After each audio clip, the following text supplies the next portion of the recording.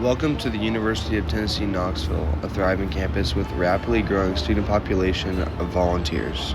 Tennessee's rich history is within many aspects of the school, including sports such as Neyland Stadium, restaurants such as Gus's Good Times Deli,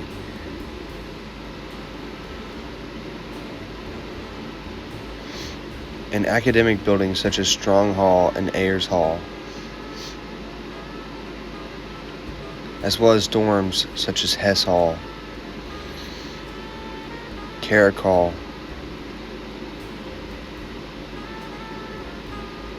Clement Hall, and Reese Hall. All of these older aspects of UT are thriving spots on campus, besides the older dorms. Reese Hall is an older all-girls dorm on campus located next to Carrick and Rocky Top Dining Hall that opened in 1967. Carrick Hall is a semi-vacant older dorm located in the same area, opening in 1966. Clement Hall, another older dorm, is located on Cumberland Avenue beside Strong Hall and was opened in 1965. Hess Hall, located right in the middle of campus between Hodges Library and Brown Hall, opened in 1961, making it the oldest dorm on campus. All of these dorms are coming up on at least 60 years of being lived in, meaning the buildings hold lots of history as well as problems. While the University of Tennessee Knoxville continues to build newer and nicer residence halls, many older dorms are still lived in despite having serious health and safety concerns. Students living in older dorms have poor air quality, frequent illness having to do with mold, utilities that constantly break and take a while to fix, and unsanitary conditions involving rust, grime, and microorganisms within individual rooms and bathrooms. Because of these issues, UTK Housing should acknowledge the seriousness of the problem, provide honest warnings to incoming students, and take action, either by renovating or replacing these dorms, or by putting more attention on these dorms by adding frequent maintenance and sanitation to create a safe and livable condition. For me personally, I'm living in Clement Hall and having health problems as a result of mold as well as other issues being in an older dorm. For starters, here's the air vent in my dorm room that I taped over because the air quality has caused my roommate and I to have a terrible cough. I also feel a little unsanitary knowing I put my toiletries in this toiletry cabinet that tells me not to put any of my items directly on it. The signs of outdatedness from the marks on the cabinet make me feel and question why this is even still here.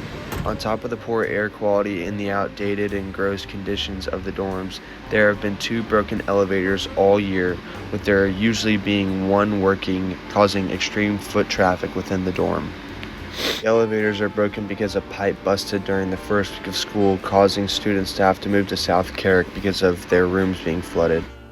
This, on top of there always being broken washing machines, as well as there only being 10 washing machines, counting the broken ones, causes major problems for anyone trying to wash their clothes. The only other major problem with Clement from first-hand experience is the bathrooms. Problems with flushing toilets, rusted mold in the showers, a terrible sink drain, and warnings not to put your personal items in the bathroom mirror. All these problems are luxuries in newer dorms that could be fixed if given special attention.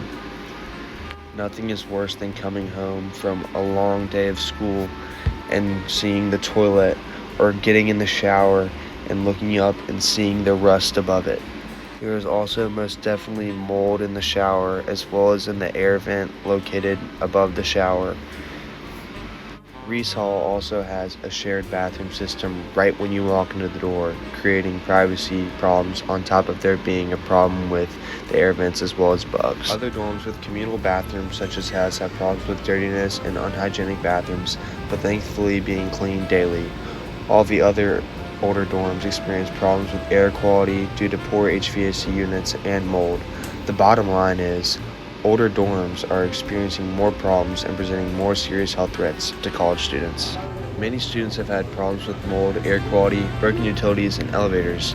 Although some students might not have many problems with these, students who are susceptible to sickness from mold or poor air quality, as well as any students with disabilities, enabling them from using stairs, would have problems with these issues. The issue of mold is a huge challenge, having students become sick as well as students evacuating dorms as a result of mold. An example of this is in a news report from WBIR Channel 10 talking about a freshman who was evacuated from Clement because of mold. Here's the clip. Freshman Emma Thomas out of her dorm last week because she says her dorm had mold. I got sick about 4 or 5 times in about 2 months. UT freshman Emma Thomas says this semester is the sickest she's ever been. My roommate started experiencing dizzy spells and headaches, and so we both took our fair share of trips to the doctor, paying plenty of money. She says that's because of what she says is mold she found in and around her air vent at Clement Hall on UT's campus. Thomas called maintenance. They looked at our vent and they told us that is completely normal. That's what every vent in campus looks like. It's completely healthy. We'll just wipe it off. This is unfortunately not the only case of a mold outbreak resulting in students being evacuated, as WBIR Channel 10 reported another case of mold within UTK housing with an apartment, Laurel Hall, built in 1967. Laurel Hall holds 586 students on campus and was fully evacuated in 2019 as a result of mold. The apartments had been fully evacuated and deep cleaned as a result of the mold outbreak. University Housing stated that there was no problem with the mold and it wasn't there or as bad during the summer when they were checked. The problem, however, was much more significant than the university thought, resulting in Laurel Hall's full evacuation because of mold. The bottom line is older dorms experience way more problems than the newer dorms, and they also experience more problems that are not related to mold as well. According to the Linto law firm in its article about the potential health risks within college dorms, the most dangerous dorm issues, especially within older dorms, are toxic mold, asbestos and other airborne carcinogens, trip and fall risks, unstable bunk beds or other problems with college-issue furniture, poorly maintained infrastructure, HVAC, and fire hazards. At the end of the day, with students' lives at risk, the question is what to do. Giving more attention to these dorms is the first point of action to keep students safe.